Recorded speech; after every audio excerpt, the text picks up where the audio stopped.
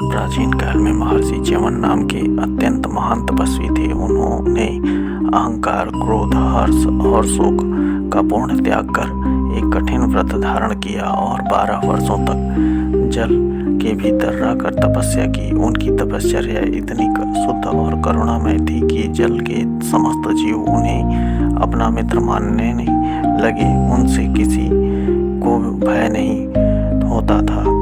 गंगा यमुना संगम में वे कभी जल समाधि लेते, कभी निश्चल भाव से जल के ऊपर स्थित रहते हुए दीर्घ काल तक व्रतानुष्ठान करते रहे। एक दिन मछली पकड़ने आए मल्लाहों का जाल संयोगवश मछलियों के साथ महर्षि च्यवन को भी घेर लाया।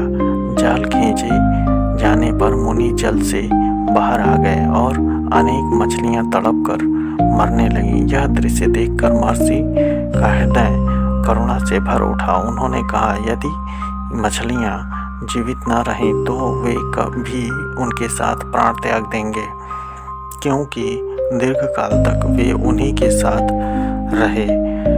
घबराए मल्लाहों ने यह समाचार महाराज नहुष को दिया। राजा तुरंत मंत्री और पुरोहित सहित वहां पहुंचे, मुनि की विधिवत पूजा की और उनकी आज्ञा चाही।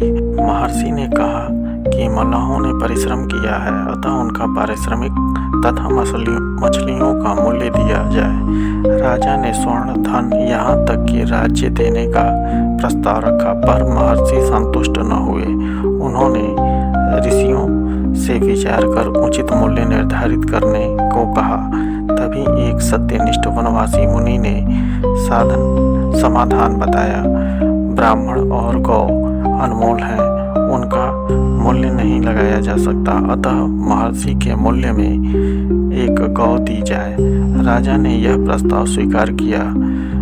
महर्षि च्यवन ने इसे उचित मूल्य मानते हुए गौ के महात्म्य का विस्तार से वर्णन किया।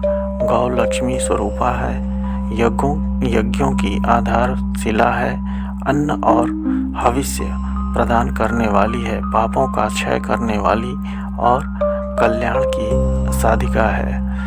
अंततः मल्लाहों ने गौ स्वीकार किया। महर्षि के आशीर्वाद से उनके पाप नष्ट हुए और वे मछलियों सहित स्वर्ग को प्राप्त हुए। यह अद्भुत दृश्य देखकर राजा नहुष आश्चर्यचकित हुए। उन्होंने गौ वंश की पूजा की, धर्म में स्थित रहने का आशीर्वाद लिया और अपने नगर लौट आए। महर्षि च्यवन भी अपने आश्रम को प्रस्थान कर गए। यह कथा करुणा, सत्य, तपस्या और गौ महिमा के माध्यम से धर्म की सर्वोच्चता का पौराणिक संदेश देती है। कथा सिखाती है कि करुणा ही धर्म का मूल है। जो व्यक्ति करुणा, सत्य, त्याग और धर्म को जीवन का आधार बनाता है, वही स्वयं के साथ समस्त सृष्टि का कल्याण करता है।